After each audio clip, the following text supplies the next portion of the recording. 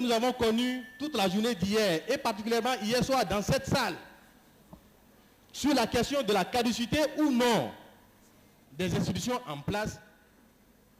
J'ai dit que je ne voudrais pas que ce soit la télévision qui serve d'élément catalyseur et d'étincelle pour encore créer des problèmes au sein de la conférence qui en a déjà suffisamment.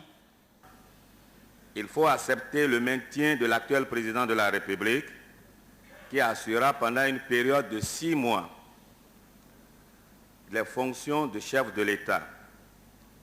Il faut accepter la suspension de la loi fondamentale du 26 août 1977 et par voie de conséquence la dissolution de l'Assemblée nationale révolutionnaire et la démission du Sénat. Il faudra aussi la suspension de toutes les institutions judiciaires actuelles et la mise en place d'autres institutions qui puissent nous permettre d'avoir la démocratie, la vraie démocratie. En ce qui concerne la nomination par le président de la République d'un Premier ministre, si cela est retenu par la conférence, il ne faudrait pas qu'il soit un membre du PRPD et non de ces organisations de masse. Il faut, dans la mesure du possible, qu'une liste soit dégagée par la conférence. Dans tous les cas, ce dernier doit être un vrai patriote dont les compétences, la moralité et l'autorité seront reconnues par tout le monde parce qu'il s'agit d'un redressement économique, social, politique et culturel. Ce gouvernement sera chargé d'abord de la liquidation des affaires courantes et de l'application du programme d'ajustement structurel modifié comme l'a souhaité M. Bertin Borna. L'élaboration de la nouvelle constitution et l'organisation du vote de cette constitution par voie référendaire avec un code électoral devant être élaboré et accepté par tous les Béninois afin d'éviter les troubles politiques que le pays a souvent connus. Si une nouvelle constitution doit être élaborée, il est tout à fait normal que nous sachions ce que nous allons mettre là-dedans. Si l'on se rappelle que c'est à la suite de cette option marxiste-léniniste que le nom du Dahomey a été remplacé par celui du Bénin, je dis que nous devons revenir, enfin du moins que la Constitution doit statuer pour savoir, enfin du moins décider s'il faut revenir sur le nom Dahomey ou maintenir le nom Bénin. Ensuite, enlever le mot populaire que certains ont déjà annoncé ici.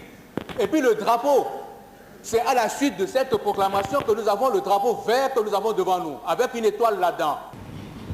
Il faut faire en sorte que le choix que nous aurons à faire fasse en sorte que rien ne soit plus comme avant 1972, ni comme avant 1989. On dit, est-ce que c'est un coup d'état civil ou c'est quoi? Si c'est un coup d'état civil, toutes les décisions qui seront prises ne nous engagent pas. Nous n'avons pas dit que nous allons faire un contre-coup d'état. Nous sommes chefs de l'État.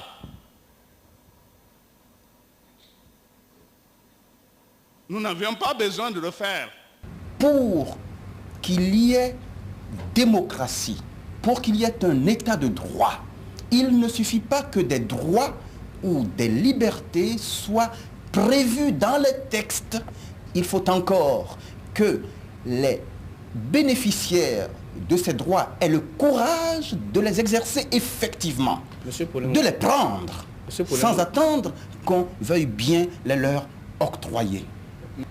Je pense qu'il appartient au peuple souverain de décider si oui ou non c'est la liquidation effective de l'ancienne politique à travers les hommes, les structures et l'idéologie qui la portent, si oui ou non c'est cette liquidation complète que le peuple demande ou pas.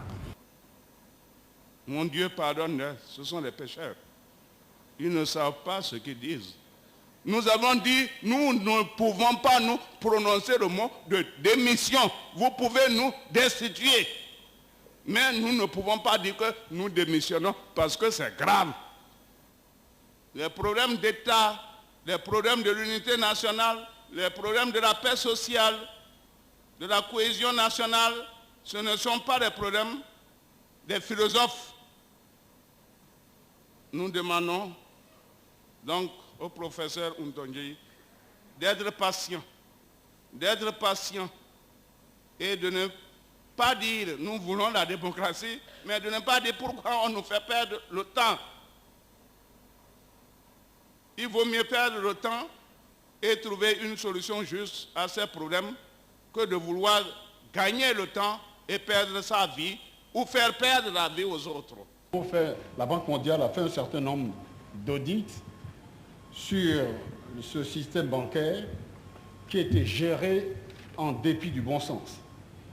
Le montant, je l'ai déjà dit, des créances gelées compromises se monte à 113 milliards, dont 62 milliards et demi rien que pour les entreprises publiques et parapubliques. Ça, je trouve que véritablement, ce problème doit être réglé au sein de la commission sur l'enrichissement illicite, parce qu'il n'est pas normal qu'on ait gaspillé l'épargne des travailleurs. Et si les syndicats avaient fait leur travail, ils auraient dû demander qu'on fasse rendre gorge à ces personnes. Nous travaillons gratuitement et c'est ce qui a amené la corruption rampante. Nous disons non. C'est parce que nous savions que nous n'avions pas de moyens. Et si nous avions créé des salaires politiques depuis 1972, le PAS les aurait déjà balayés.